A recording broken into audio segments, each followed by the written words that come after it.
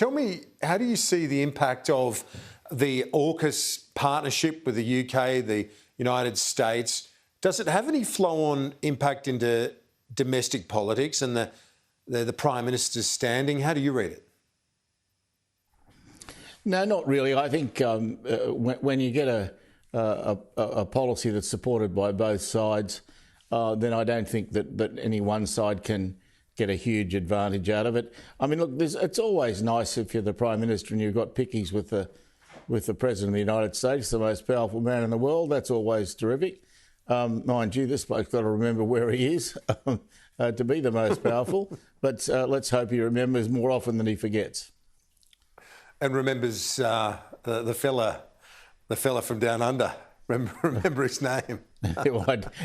You can bet your life he'll forget Morrison's name. I'll put money on that. Now, with this visit this week, he's also got talks with Boris Johnson and so on.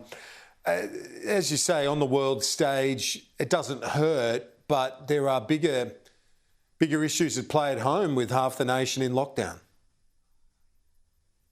There are, but also, of course, you've got a row with the French, which puts a bit of a cloud over any discussions you have in Europe at the moment, because obviously the French are a major European player, and they are not very happy with Australia right now.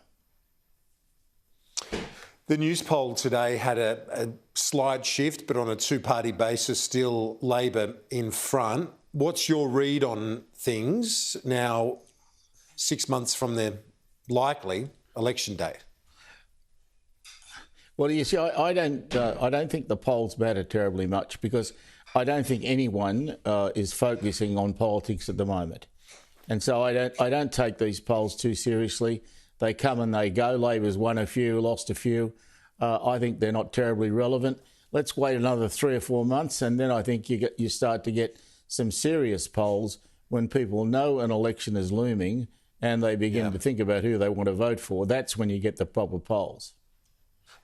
Can you remember a situation as bizarre as the one we find ourselves in, Richo, where you've got Sydney, restrictions in place, thankfully the curve starting to bend, flattening, Victoria, similar scenario, and then so different to WA, to Queensland, South Australia. Such a contrast in political styles from the state to state, and also in the COVID reality being faced by Australians at the moment. Oh yeah, the realities are vastly different state to state. But the interesting thing about it to me is it shows, why you had to have a constitution and bring them all together. The two states that were most reluctant about being part of an Australian nation were, guess who? It won't be a big surprise to say it's Western Australia and Queensland. And I think they're just showing that again. It's never really gone away. The West even had a vote to see if they wanted to secede once. I could see that happening again. They always get a bit worried about those people over in the East, as they say. Over in the East, indeed. Richo, thank you. Talk to you soon. Good on you. Thanks, Kieran.